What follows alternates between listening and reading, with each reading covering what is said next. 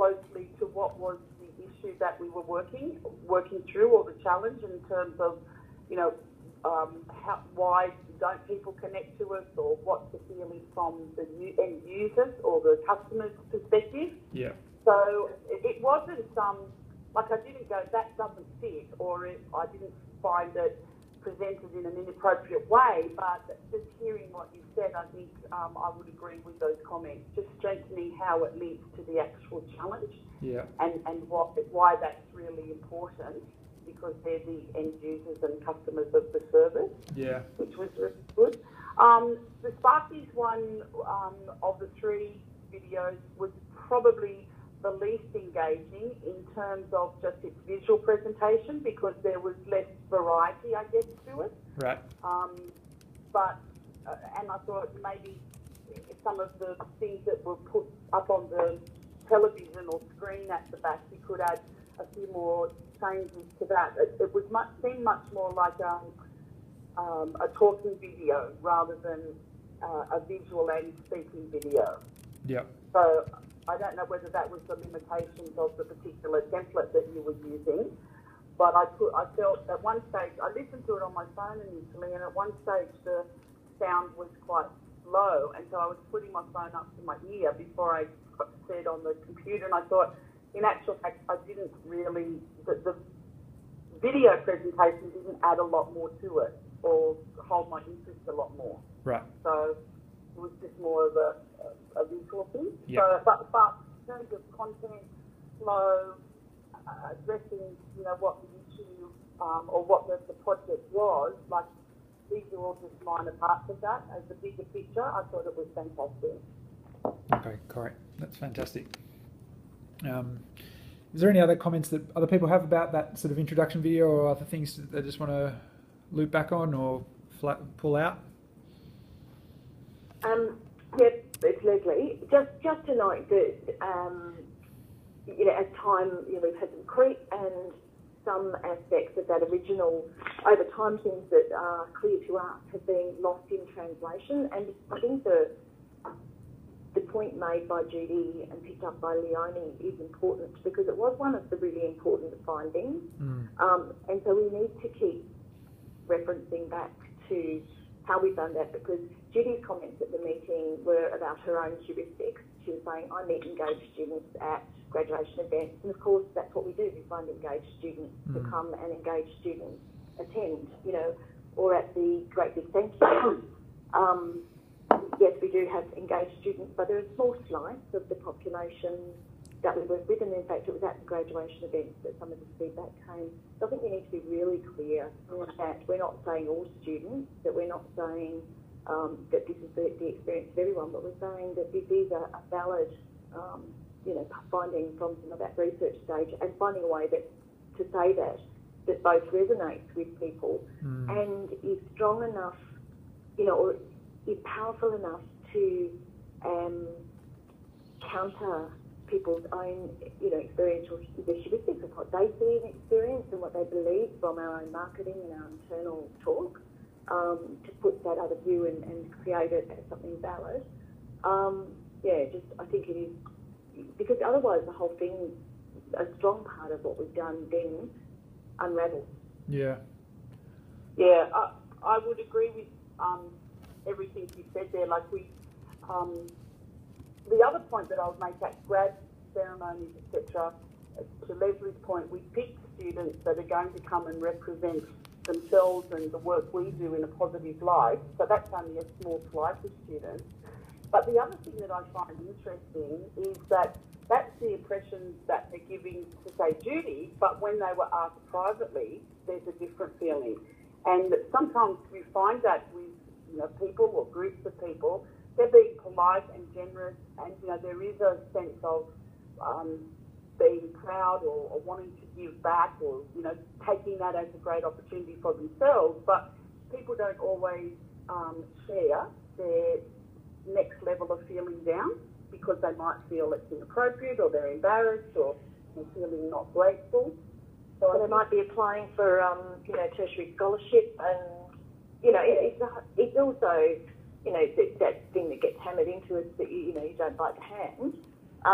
But you know, there's all sorts of things, but I do think we also presented a very balanced view around the desire to give back, the desire to connect, that, you know, all of those things were shown to be true, but there's a complexity there in the continuum of experience.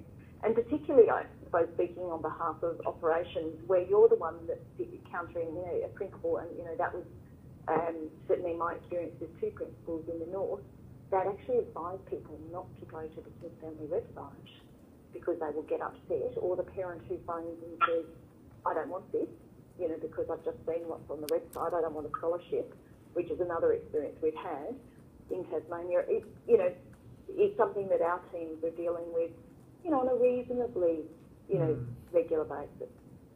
And they've adapted, and they've got, so there's ways that I think operations staff nationally, I'm guessing there are ways that they manage that task environment, and it may not always, it may cause or create, you know, just some slippage between, or tension between our values and above the line, below the line, and you know, a whole range of things. That's probably interesting for us just to explore with an open mind. Yep. Yeah. It's also interesting you just spoke about that desire to give back. That came through, I sort of picked that up more in the Grad Hub video, but I'll just have to go back and have another look at that first video, because I've only listened to it and then watched it, so exposed to it twice, but I don't sort of recall that was the real strong message that came out. I picked it more up in the Grad Hub video. It was around that's probably desire, fair. yeah, that desire to give back and not being able to find a pathway, or not being able to, you know, understand how. Yeah. So I was taking that message in the overarching video. What I did like as well was having the three videos. I thought having that overarching video was really good, and that set the scene, and then it made sense to perhaps then go into those two others. And I say perhaps, because I'll circle back to that, but it made sense to me then to have the two support videos. Yep. I thought that whole structure worked really well. But having just said that, I thought it might be useful to start these set of videos to people that haven't been exposed to this. Yeah. But I'm just thinking, why didn't I pick up that desire to give back until I just thought about it then? You know, it'll be interesting to see, am I just thinking about what I know about the project as well? Like, what's the impact of this on a new audience? Yeah. Because I just want to take these wider into the organisation, or if they get presented to the board or other people, or even, you know, further of the execs that may or may not have been on the journey. We want to make sure that we've got the strong messaging. Yeah. So yeah, I think that would be something I'd also recommend. Okay, cool.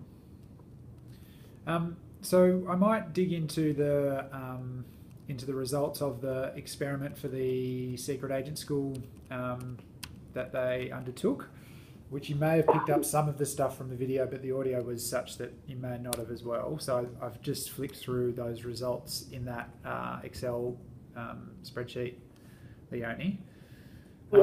So the way that the experiment was set up was the team wanted to test if we sent a secret agent pack, which was a pencil case with a mission brief card and a identity card, so the same sort of little artifacts that you got at the previous presentation back in September.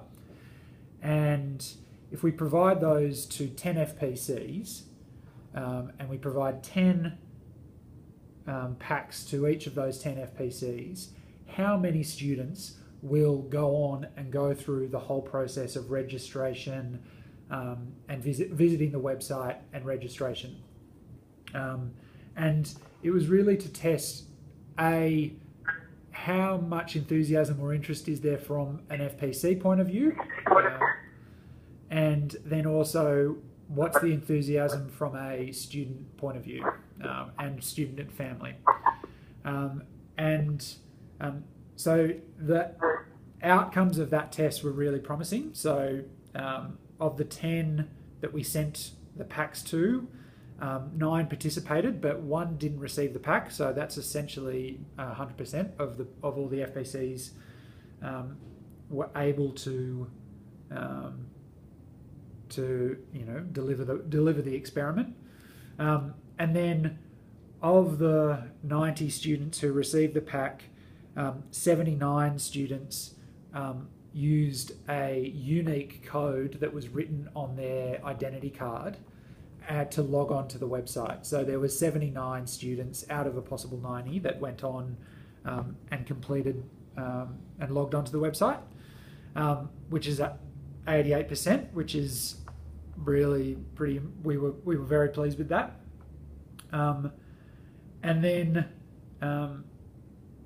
there were, of that, 77% went through and completed the full registration process. And so what that means is there was about 3 or 4 different steps. You had to choose your name, choose your character, choose a team, and then choose and then once you chose your team, you were then sort of delivered to a sort of a final page, which was, you are now a secret agent at the Smith Family Academy. You can start to commence your missions. And then it was said, oh, there's no missions at the moment, come back at a later time. So only 2 of the students that participated in the experiment didn't go through and complete, which is great that they all got through that process, that they just didn't wander off halfway through. And then, so all of those, and then there's some other bits and pieces about where they were from or the different types of mobile devices, which I won't go through. I suppose the other really interesting piece for us was the amount of time on site. So the average session was about 6 minutes, which, as we found out later on, can be slightly misleading, because if you leave the browser open, it can keep that clock ticking. But regardless, we were still happy with that amount of time, that it wasn't just a minute or 2 and then people would close it. And so what the team did after that, to sort of dig into those outcomes a little bit more, were have some interviews and focus groups with FPCs that were involved in the process, and to capture their feedback on whether or not they saw it as a valuable exercise. And some of the insights that were drawn from that were really about, it was such an exciting and enjoyable way to engage with families. It does, and it provided an interesting touch point for people to think about their 2 contact per year that they needed to fulfill, and also provided a sort of a new and exciting way, a sort of new exciting offering to engage families with, so it wasn't necessarily, so it was still education oriented because of the missions ultimately, but it wasn't necessarily all around specific programs. And so that was just a sort of breath of fresh air for the FPCs, but also for the ways in which the families engage. So really strong and positive feedback as well from those from the FPCs. Some of the other interesting stuff was there was a number of FPCs that tested this with kids that had autism or on the spectrum, and this was a really enjoyable experience for them, particularly so because it offered a private way and a private world that they could step into, and it was all kind of bright colours and codified, and it was really directed at the individual. So there was also some interesting feedback around how to improve it, which was sort of removing some of the gendered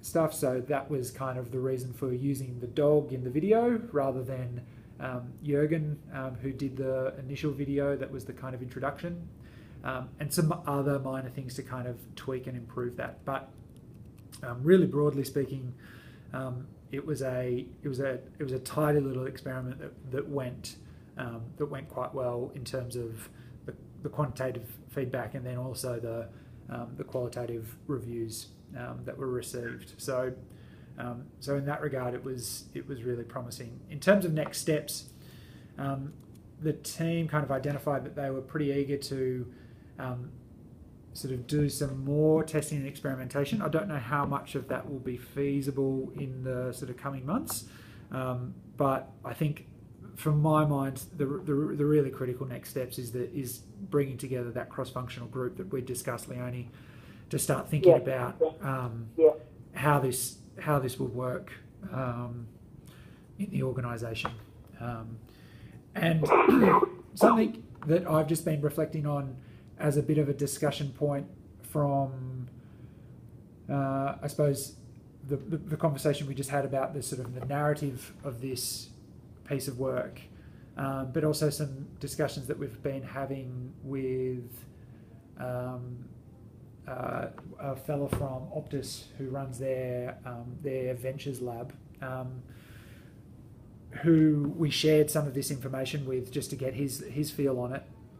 And his kind of immediate take and feedback was, the idea sounds great, can sort of understand intuitively the connection between the idea and the problem, but sort of remains skeptical because at no real point do they kind of outline how big the problem is. And I think that kind of goes back to some of the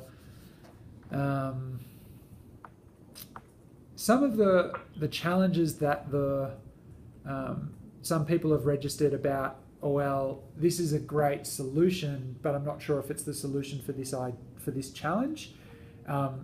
And also, it also speaks to how we kind of structured the scan process, which was really sort of small and bespoke around identifying a few key trends and then diving into those, rather than going really big and broad and sort of quantitative. So for my mind, I think there's a little bit there about sort of getting a bigger understanding of how big this problem is, and whether or not a solution of this size, because it is a sort of big solution, the secret agent school, is worth investing in, because until we understand how big the problem is, how widespread it is, I suppose, is a more appropriate description. So, okay, thank you. That's a really good summary. So, I might just start with the end where you finished off, because the way I saw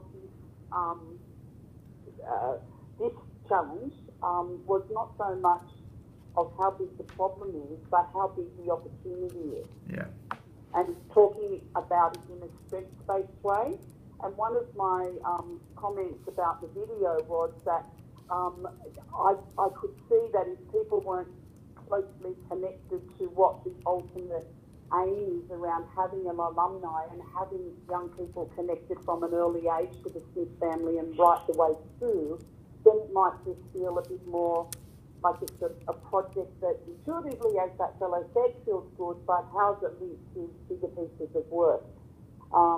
So I thought there could have been a stronger link around, well, why, if we're talking about an alumni challenge, why are we talking about kids joining a club in primary school? Yeah. Like how does that relate? So I think relating it to the challenge, and I think we've got great evidence around that, because that's actually the theory of our whole work, early intervention. You know, come in early and work with people in an early stage changes the outcome down the end. So I think it aligns clearly with, our theory of change in our broader work. So I don't think that would be a hard argument to put forward, or a hard rationale to put forward. I was thinking more around what is the opportunity here, rather than how big is the problem or what's the issue. And I think it also didn't show, and whether that's in the first video or in this one, well, we've already got 32,000 students, or now 40,000 students. In 2020, we'll have 56,000. You know, in 10 years' time, what would that look like for people out in the workforce? So how does this actually lead in to an opportunity of having more people connected? Yeah. And I think in that, I would put that you mentioned a bit about the Dolomite in the video, and I thought that was a good reference, but I probably would have liked to see a little bit more, whether it was, you know, one of the screens or just a little bit more commentary around, and I'll just call it a case study or a couple of examples of organisations that have, you know, used this early intervention process or early engagement process to create loyalty with their customers. Yeah. And, you know, the Commonwealth Bank is a fantastic example of that, but there would be lots of others that we could draw on to say this isn't just a unique thing for us. You know, this is something that, you know, would also, is also demonstrated in other commercial organisations. Yeah. And I think it's then about linking that potential and saying, and, you know, make some assumptions, you know, of the 56,000, you know, 10 years after that, 56 plus the ones we've already got there. Imagine if we engaged with at least, I don't know, 50% of those. What would that look like to our supporter base? And what does that do to our networks in the community? Yeah. And I think we've also got some examples of that ourselves in the early days. It's probably not a strong enough example to put into that, but in New South Wales, we had sort of a partnership with Stewart House for the last 40 plus years, and we actually put clothing bags into schools with Stewart House and the Smith family logos on those, and those go at least once or twice a year for schools to donate clothes. And if you talk to most people from my age group, everybody remembers the Smith family and has a connection to them because they donated to them at school. Yeah. Well, and I shouldn't say everybody, but all the people I talk to in my age group, you know, have that connection. So I think it's about just giving more of that rationale around why you're targeting that early piece rather than just saying, well, it's a grad hub at the end. Yeah. So that was how I sort of perceived that. The other thing, which was just more of a small thing, you talked about they received the welcome pack, and then you moved on, but it didn't really talk about what was in the welcome pack or what that looked like, or there wasn't a visual of that. And I thought, if I was just new to this, what does the welcome pack mean? Is it just a letter from Lisa? You know, what could that look like? So I think it'd be just giving people a bit more of an idea of what you're actually talking about there. Yep. Again, I've only watched that video once, so I may have missed something in that, but that was my initial impression of the video.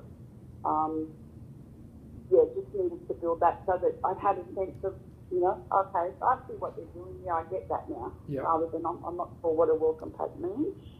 I really, the flow of the video and the rationale of all the other things that you talked about, you know, the 88% and the FPCs and all of that, I found that very logical and easy to follow, and it was quite engaging going through that. So I thought that all flowed really well. And I really liked the idea of having that next cross-functional group coming together. You know, I just think that's going to help get more diverse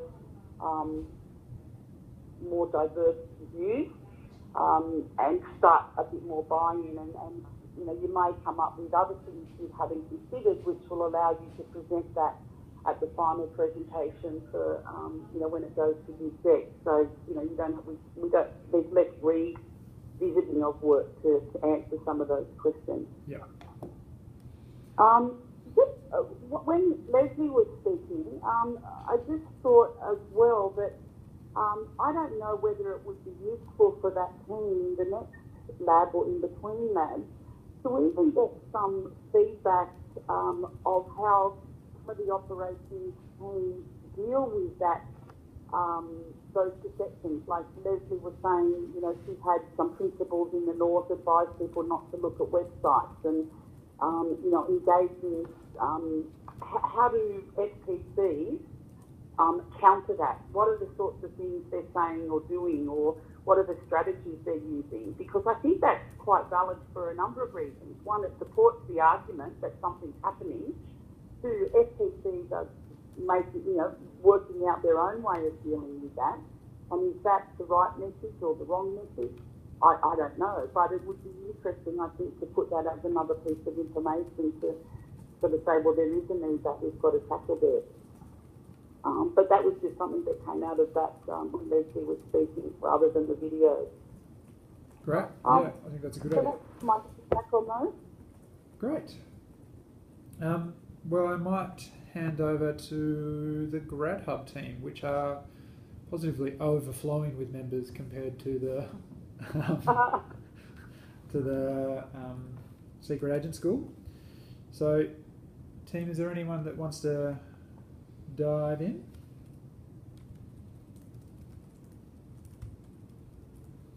I'm happy to dive in if everyone else fills the gaps.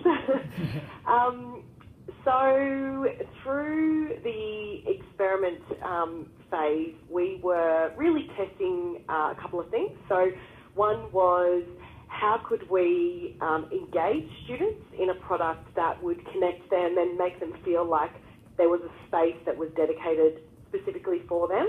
And then the other was about, well, once they got to that space, what kind of content would we want to have on there that they would like to engage with, so that we could determine that it actually was a space that was created for them, as opposed to something that we were creating and assuming that they would be interested in.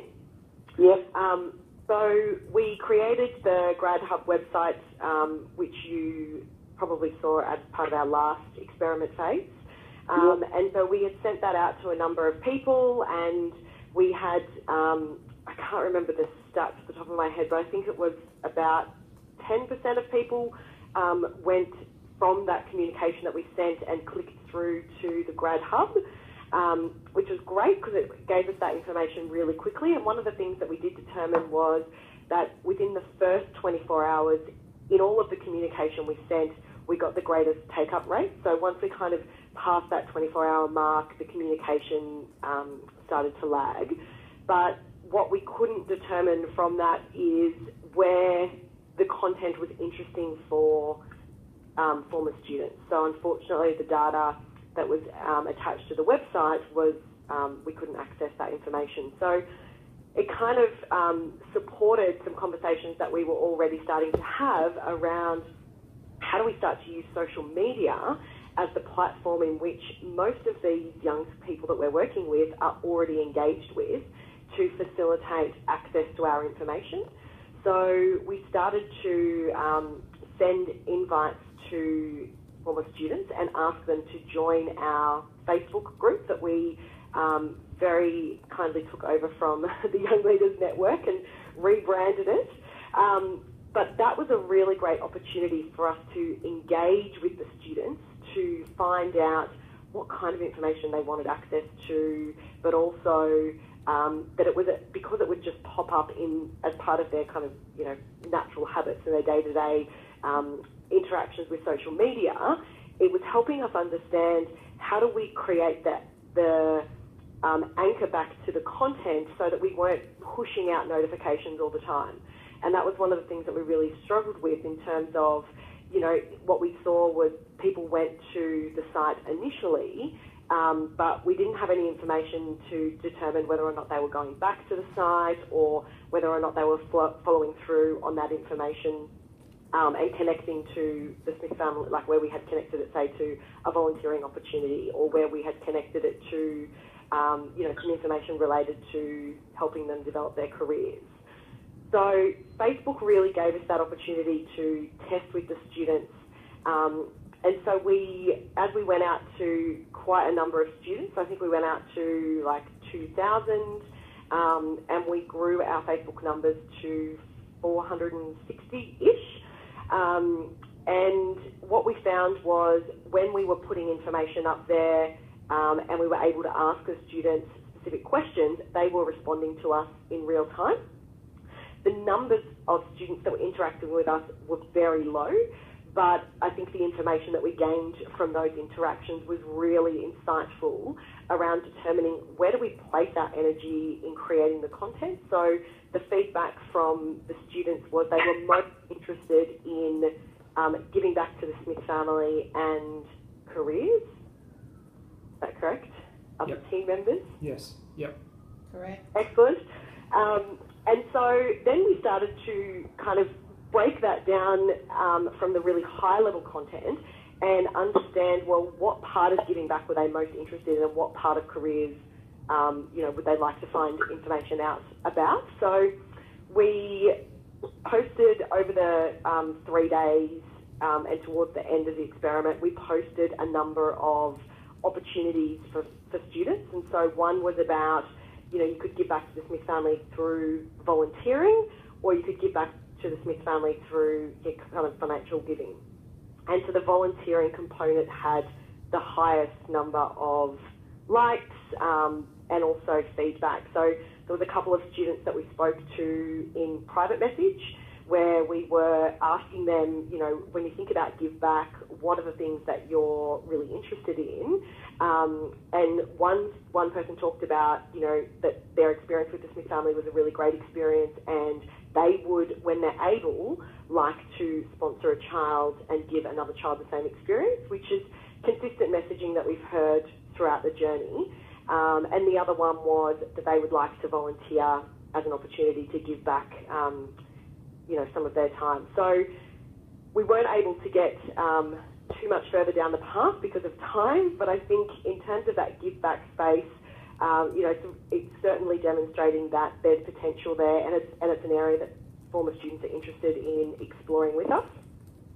We moved into the career space and we were asking two questions, or kind of two posts. One was about resume writing, so needing assistance, and the other was about having a complete blank. Just being work ready generally. Yes.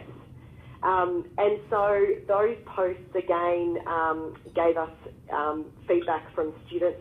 One person commented and wrote some questions about, they are a HR manager, and so any areas that they're able to help, they'd be really interested. So I guess, sorry, what was that question? No, you just cut out a little bit. Oh, okay, sorry.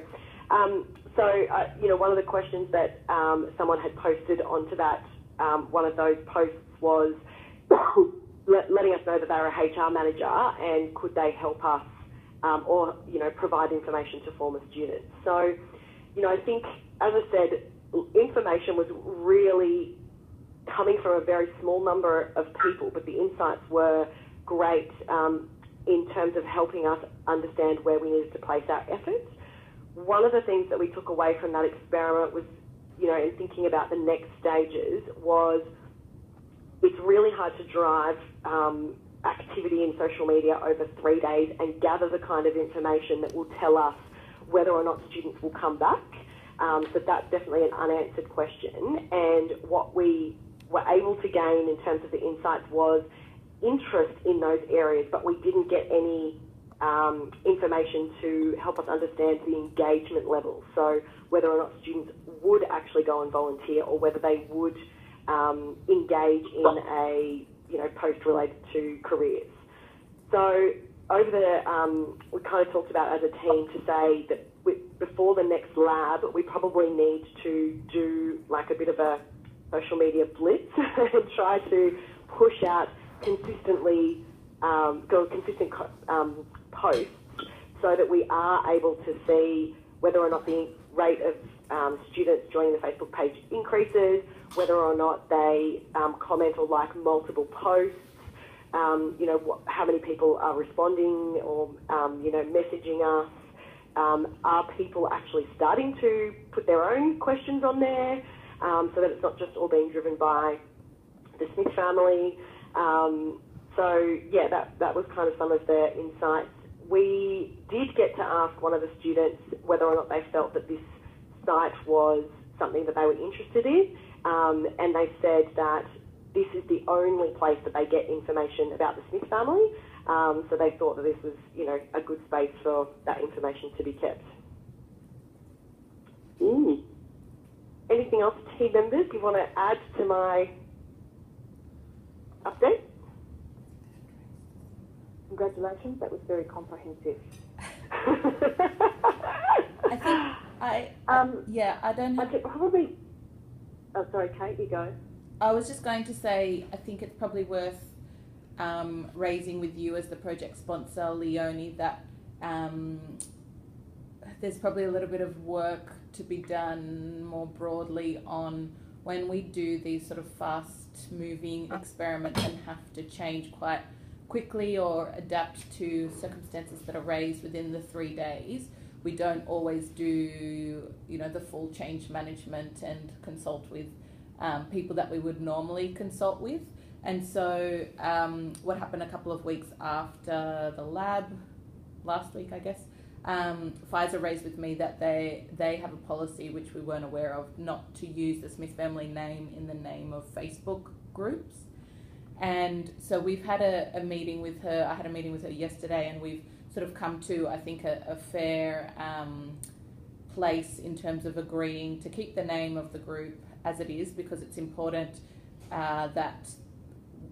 we believe that it's important that the words the Smith family are in the group name, because the point is for it to be a place to call home for former Smith family students.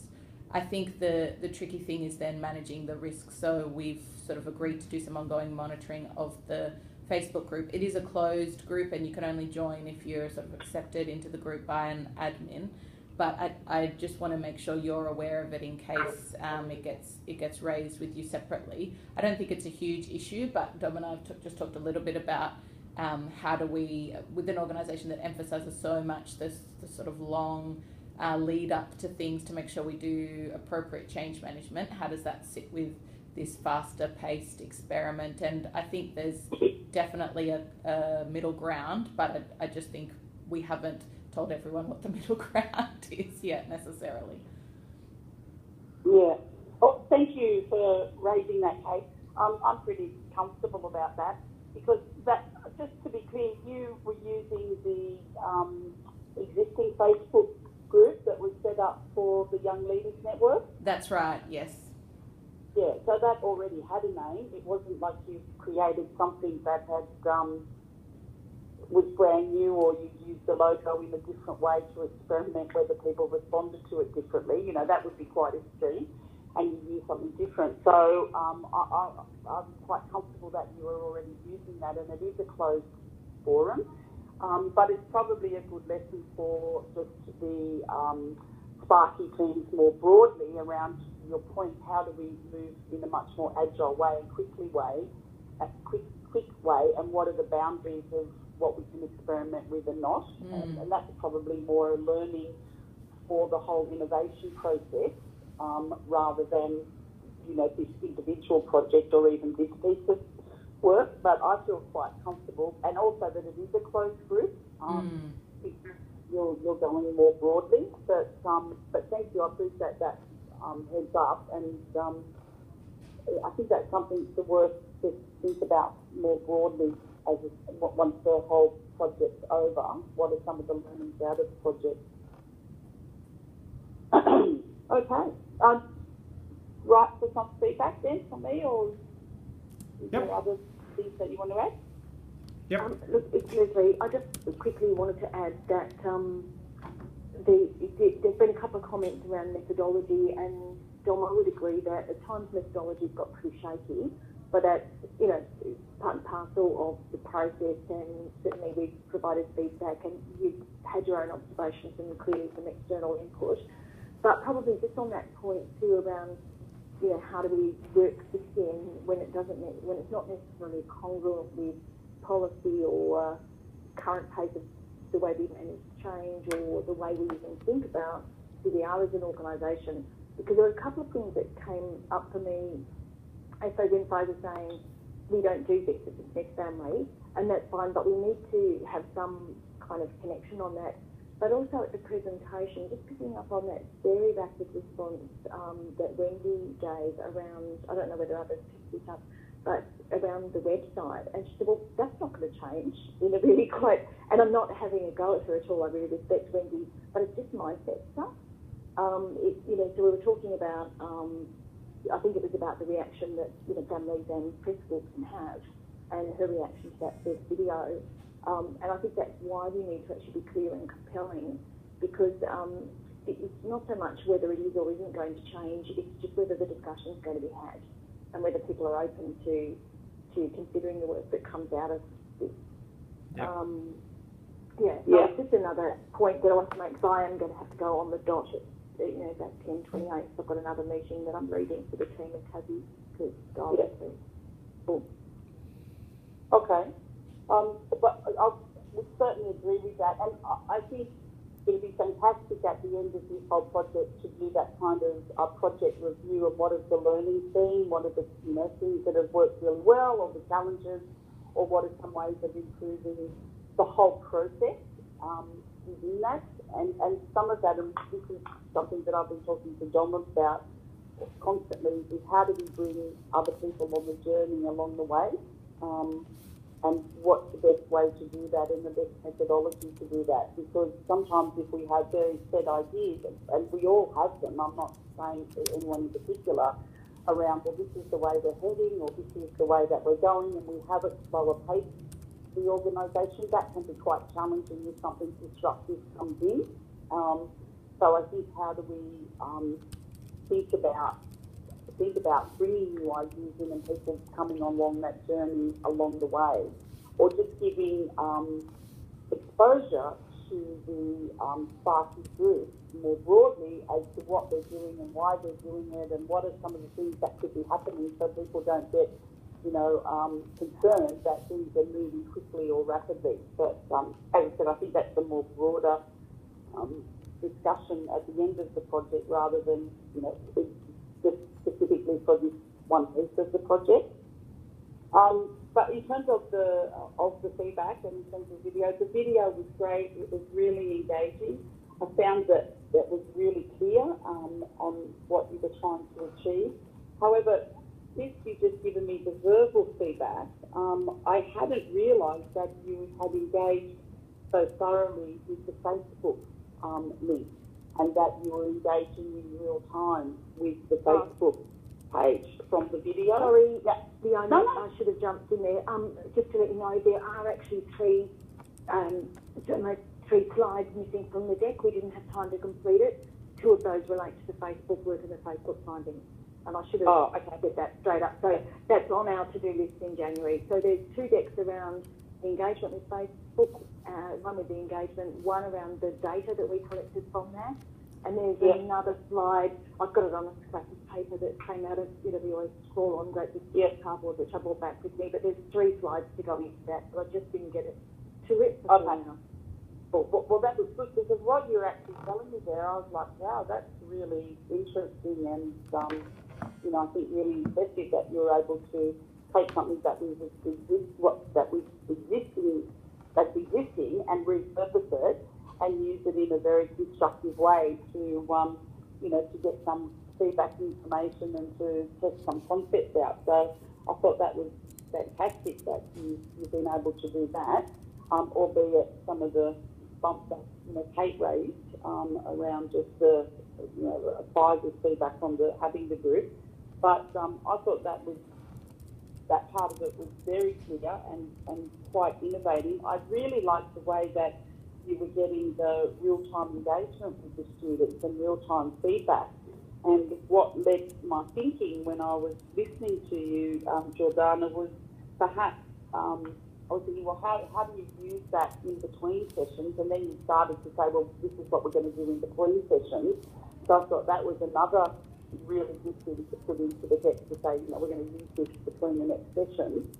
And also I thought, if you prepared it enough and blitzed it enough, you could actually probably have students participating in the third lab through that means, because you'd be priming them to say, we'll have questions or be wanting to test things through that third lab. So I thought that was really cool. That's opened up a whole other way of engaging with our students and in real time. So that was really good. In terms of where we're at, I thought the approach was fantastic. It told a good story and narrative. Again, I think it's probably linking it back to, there's a bit stronger in the messaging around what's the opportunity here. One, it's to help grow the students, but also there's a benefit for the Smith family.